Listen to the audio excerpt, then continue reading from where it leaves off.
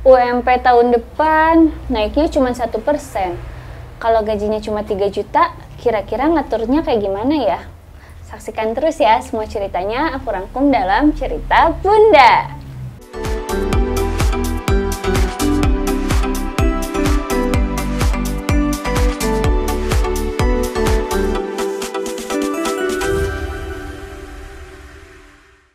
Di sini aku bakalan share nih ya cara mengatur gaji 3 juta per bulan. Ini aku ada listnya. Jadi ini berdasarkan pengalaman aku juga ya. Pas gajinya 3 juta terus naik itu tuh ngaturnya kayak gimana, dan aku bakalan share. Semoga ini bermanfaat buat teman-teman semua. Dan ini disclaimer ya teman-teman, tips yang aku kasih ini tuh belum tentu cocok juga di teman-teman. Siapa tahu kebutuhan teman-teman tuh beda sama aku gitu kan. Jadi bisa jadi untuk keuangannya tuh diatur-atur lagi gitu ya untuk yang lainnya.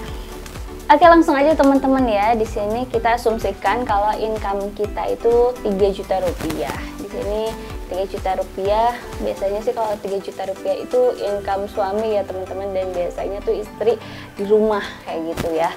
Dan biasanya yang income-nya itu 3 juta, apalagi yang buat kaum milenial seperti kita gitu kan, seperti aku, itu tuh biasanya masih kontrak ya, belum punya rumah pribadi gitu ya. Ya kecuali memang kalau udah punya warisan dari orang tua gitu kan baru. Karena sekarang harga rumah pun mahal gitu kan. Di kampung pun gitu kan harga rumah tuh sekitaran 150 jutaan. Jadi kalau misalnya kita baru kerja gitu kan belum tentu bisa langsung punya rumah gitu. Kita asumsikan kontrakan sama bayar listrik itu 500.000 gitu ya. Jadi kontrakan tuh kalau bisa cari yang di pelosok-pelosok gitu kan, dan bayar listriknya tuh gak terlalu mahal gitu ya. Ada kontrakan yang sekitar 350 dengan listriknya tuh ya memang terjangkau gitu kan. Lalu kemudian ini ada untuk ortu dan sedekah gitu ya. Ortu dan sedekah itu sekitar 300.000 disisihkan ya gitu. Dan lalu makan sebulan, ini kita sisihkan 600.000 teman-teman ya. Jadi sehari itu 20.000, 15.000 buat lauk sayurnya, yang 5.000 itu buat nasinya. Jadi teman-teman bisa beli beras aja gitu kan, terus masak nasi gitu. Itu tuh lebih hemat teman-teman ya. Lalu kemudian ada kuota internet itu 100.000 ya buat berdua gitu. Karena menurut aku kalau misalnya aku pakai Indosat aja 50.000 tuh kayaknya udah cukup ya sebulan. Kemudian bensin itu 60.000 ya, bensin motor ya sebulan. Lalu ada buat galon dan gas 100.000. Aku yakin sih ini sebenarnya nggak cukup ya 100.000, karena aku sendiri pengeluarannya tuh lebih gitu kan. Dan untuk menghemat biasanya nih orang-orang yang di kampung gitu kan, untuk menghemat mereka tuh masak air sendiri teman-teman ya. Mereka masak air sendiri, jadi nggak beli air galon kayak gitu. Ada juga yang kayak gitu.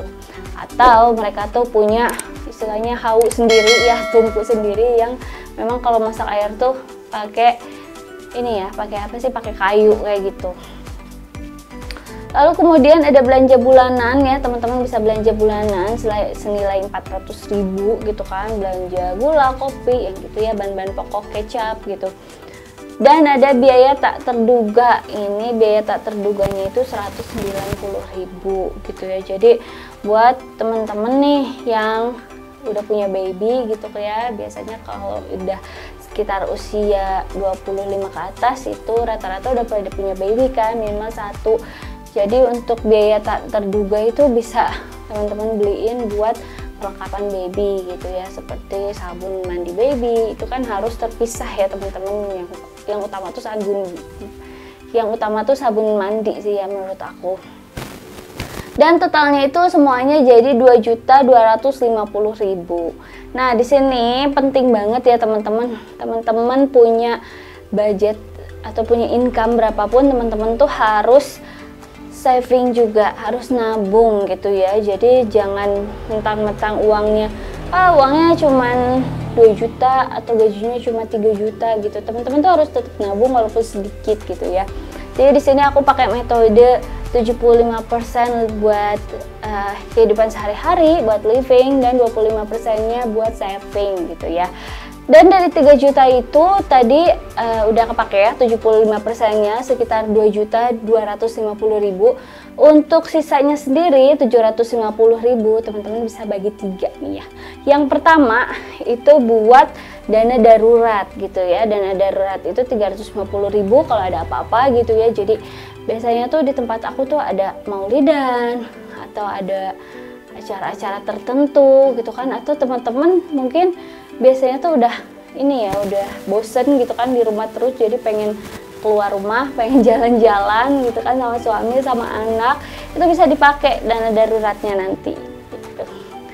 Lalu kemudian ada pendidikan anak ya. Pendidikan anak nih penting ya, kita harus nabung dari anak masih kecil karena memang untuk biaya sekolah anak tuh sekarang super tinggi banget ya. Jadi kita memang harus benar-benar saving buat pendidikan anak. Itu bisa teman-teman sisihin 200.000 sebulan. Dan selanjutnya ada investasi teman-teman ya. Teman-teman bisa investasi senilai 200.000 sebulannya. Jadi investasi ini bisa teman-teman nanti buat DP, buat beli tanah misalnya, atau buat beli emas dan lain-lain. Itu totalnya 750.000 ya teman-teman. Jadi teman-teman dengan gaji 3 juta bisa ngatur gitu kan untuk saving dan juga untuk living.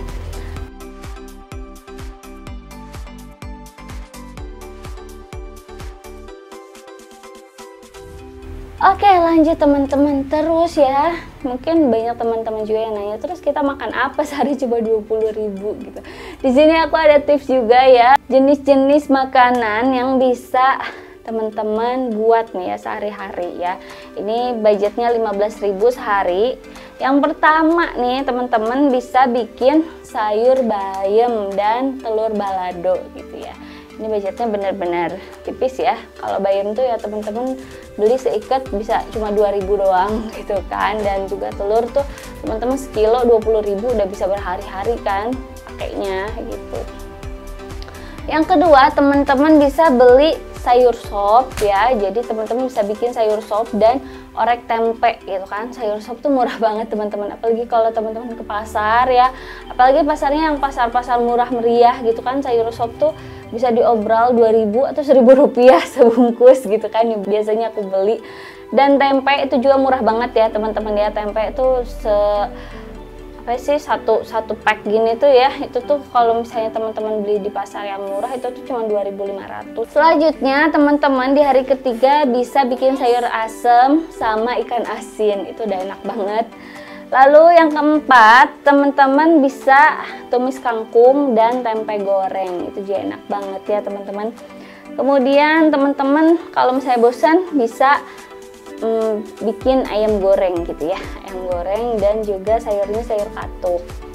Lalu kemudian yang keenam itu ada balado terong dan juga tumis teri. Jadi teman-teman bisa tumis teri, itu udah enak banget biasanya buat makan ya sama balado terong. Lalu yang ketujuh ada sayur bayam dan telur dadar ya. Jadi yang telur dadar teman-teman beli sekilo itu kan bisa buat berhari-hari, itu bisa dipakai lagi gitu ya. Dan itu tuh benar-benar murah teman-teman ya. Teman-teman bisa atur itu semua biar teman-teman tuh keuangannya tuh bisa terjaga dengan baik. Nah itu dia teman-teman ya tips dari aku yang mudah-mudahan bermanfaat. Buat teman-teman yang mau tanya-tanya bisa langsung aja tulis di kolom komentar.